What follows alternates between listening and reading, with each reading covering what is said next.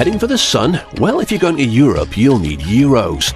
They were designed to prohibit counterfeiting and use an external ring and a sophisticated sandwich of metal for the filling. Life of these high-tech coins starts out here at this enormous scrap metal junkyard, where mountains of recycled copper are being prepared for use.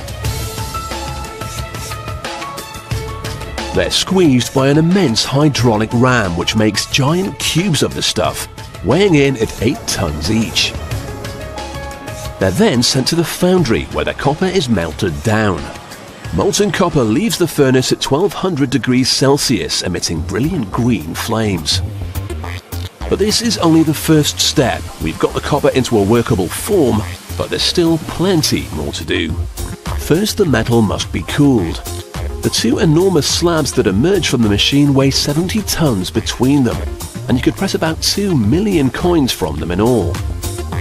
They're chopped up into 5-meter long chunks. Then it's time for some hot rolling. To hot roll the metal, it's heated to about 900 degrees Celsius. That's the hot bit. Then the metal is pressed back and forth between a series of rollers to spread it out. Hot metal is far easier to manipulate than cold. So by pressing it through the rollers, the factory ends up with a really long sheet of copper. This form is far better for making coins than a big lump. The next stage is to clean the metal. The heating and cooling have given the copper a dirty color, so now it's scraped clean. And once again, it's sent back to the presses. By the time they roll it up like a very shiny roll of toilet paper, it's almost 400 meters long. Copper is just one small part of the technology behind 1 and 2 euro coins. To buy a drink, some chocolate or even a train ticket, the machine must know you've put the right money into it. So the coins are measured and tested rigorously. The most important test is how magnetic the coin is, and that's the high-tech bit. Different metals have different magnetic fingerprints. The 2 euro's special characteristic is the filling for its hole. This is made up of 3 layers of metal compressed together. There's copper on the top and bottom, and the middle is nickel. To make this filling, the different metals are fed into the machine and compressed together so hard they can't be separated. From this sandwich of metal, we can now start to stamp out some coins. This press hammers the sheet 250 times a minute as it cuts the fillings for the big 2 euro coins. If you look closely, you'll see the nickel sandwich with copper alloy on top, nickel in the middle, and copper alloy on the bottom. Meanwhile, in another part of the factory, another machine is stamping out the outer rings. These big hoops will be filled with the copper-nickel sandwich. The middles that have been removed will be returned to the furnace to start the process all over again.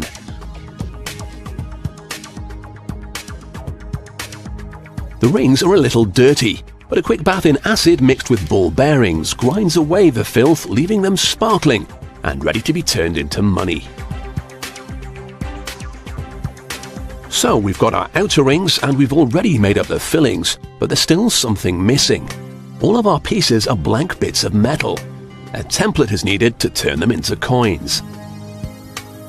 The engraver's job is to make the coin equivalent of a rubber stamp. This permanently marks the value onto the coin. Using an industrial press, he crushes a pattern onto the stamp block. It exerts 160 tons of pressure, so he's got to be very careful. The stamps are hardened in this furnace at 870 degrees Celsius. Without this treatment, the motif would disappear very quickly. But once it's been hardened, each stamp can engrave as many as 200,000 coins. The surfaces are scraped clean using fine glass to remove any imperfections. Then they're checked and polished before being put to work. The stamp is fitted into the machine. However, at this point we don't have any complete coins to stamp, but everything's about to come together. The ring is put into place and the filling dropped into the hole. The two are then placed under the stamp which hammers them together. This both impresses the value onto the coin and compresses the two pieces together. What emerges from the pipe is a brand new 2 euro coin ready to be spent. So by crushing together some ordinary copper and nickel, we end up with the elegant sophistication of the high-tech €2 coin.